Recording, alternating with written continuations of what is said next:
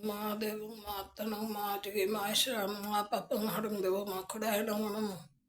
নমস্কার। আজকের বিষয় হলো জপ বা দীপ চিহ্ন।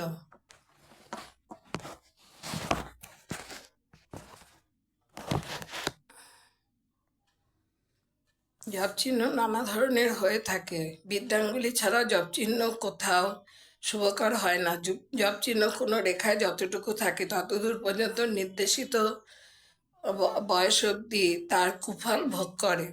এই চিহ্ন করতলের প্রায় সব ক্ষেত্রেই কুফল দেয়, তবে তা যদি একটা চতুষ্কোণের মধ্যে থাকে তো তার ক্রিয়া অনেকটা কম হয়।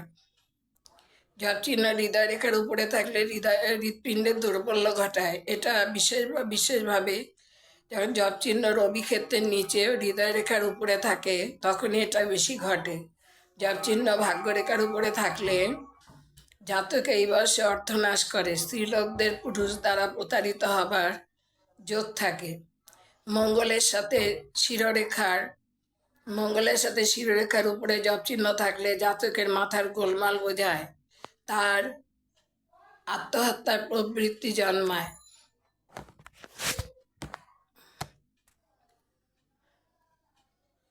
যদি জপ চিহ্ন শিরোরেখার মাঝামাঝি থাকে বা মঙ্গলের বাইরে থাকে তাহলে জাতক দুর্বৃত্ত ও দুরভিসন্ধিপূর্ণ হয়। যদি জপ চিহ্ন স্বাস্থ্যরেখার উপর থাকে ও তার সঙ্গে চন্দ্র, বৃহস্পতি ইত্যাদি গ্রহাদি অনুকূল থাকে তাহলে জাতক গুপ্তবিদ্যায় পারদর্শী হয়। সে স্বপ্নে নানা অলৌকিক বস্তু দর্শন করে। কিন্তু এই রেখায় জপ থাকলেও অন্য গ্রহাদি ভালো না থাকলেও জাতকের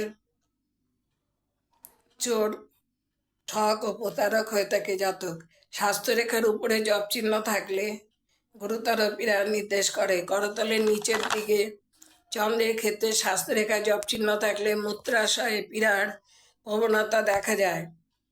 জপ চিহ্ন ভাগ্যরেখার উপরে ও শিরোরেখার নিচে থাকলে বিজাতীয় স্ত্রী পুরুষ কর্তৃক সে প্রলোভিত হয় এবং সুফলদায়ক কাজ সব নষ্ট হয়। জপ চিহ্ন তর্জনী, মধ্যমা বা অনামিকার মূলে থাকলে জাতক সুখী, ধনী ও স্ত্রীপুত্র সহ সুখ ভোগ করে।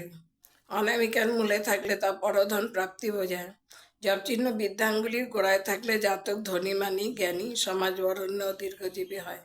জপ চিহ্ন বৃদ্ধাঙ্গুলির গর্ভে থাকলে জাতক মাতৃপিতৃ ভক্ত, আত্মানুসন্ধানী, বিদ্বান, সুখী, দাতা, যশস্বী হয়, সর্ববিদ্যায় পারদর্শী হয়ে থাকে। এটা রাহু ও শুক্র ক্ষেত্রের দোষ নাশ করে।